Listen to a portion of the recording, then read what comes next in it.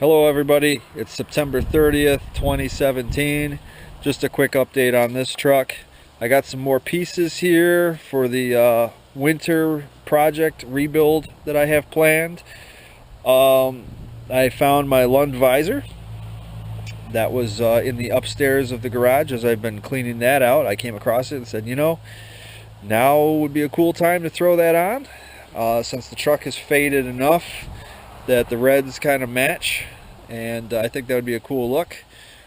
So that's a possibility. I'm going to probably use well nuts and stainless bolts to mount it, because I don't want to use a self-tapping screw. I'm worried that that would just eventually strip out, or start stretching the metal, and then there's no recourse to that. If I just do a 1/4 inch hole or an 1/8 inch hole, or whatever size walnut I end up deciding to go with, I think that would be better, and it would seal it better because it'll have a rubber base to it. So that is probably how I'm going to do this. I'm looking forward to seeing what the truck looks like with that on it. In other news, my heavy-duty torsion bars have been removed from my parts truck.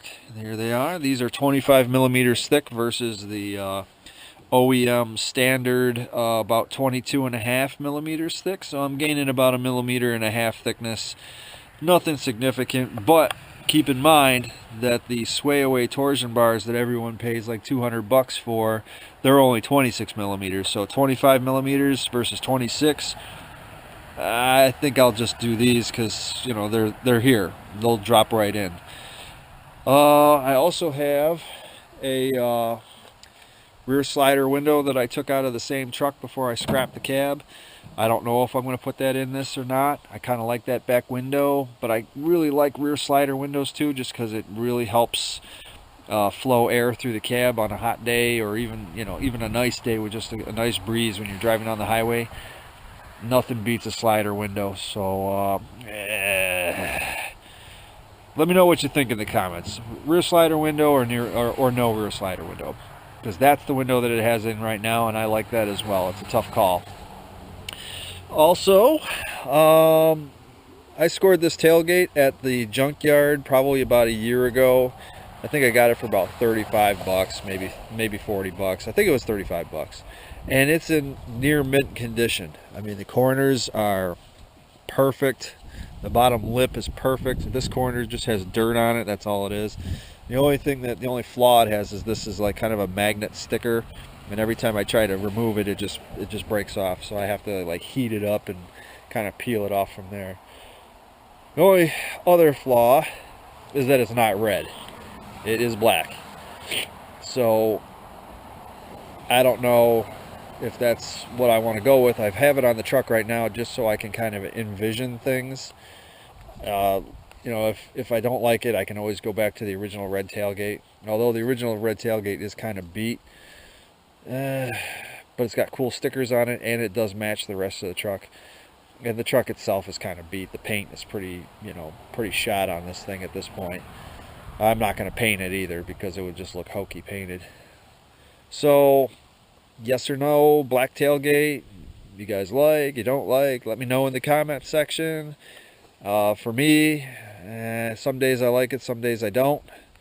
And I can go and put the red one back on and be just as happy. So, yeah.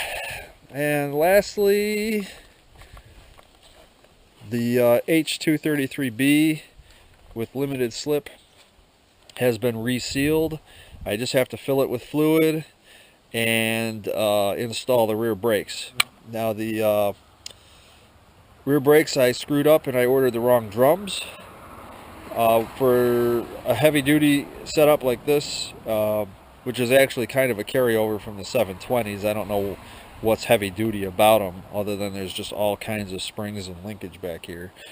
This runs 254 millimeter drums. So if you're on like Rock Auto and you see drum options that say 254 or 260, well, how you know which one you've got?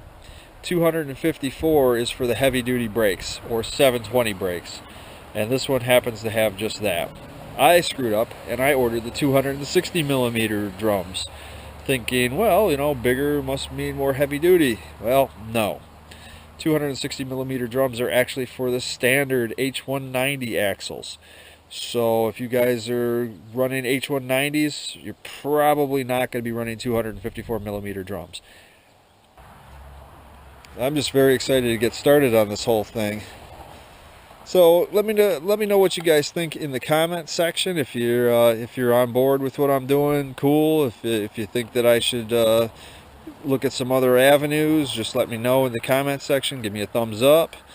And as always, I appreciate you guys watching, and I'll update you as soon as this truck has some more updates to actually share.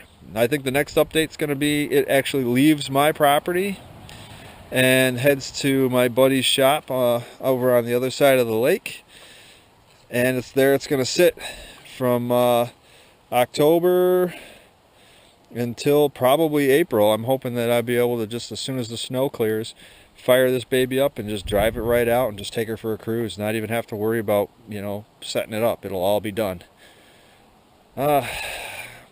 Unfortunately, it's tough to drive right now because the control arm's just flap in the breeze with those tension rod bushings shot.